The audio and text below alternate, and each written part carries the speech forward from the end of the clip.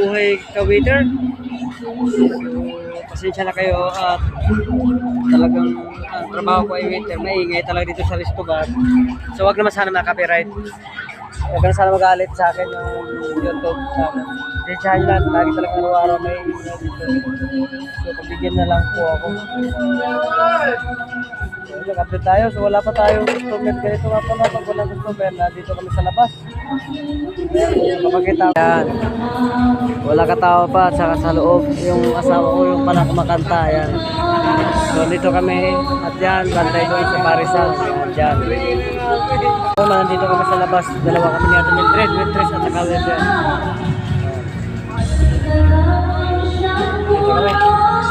Ayun doon, mga customer ko.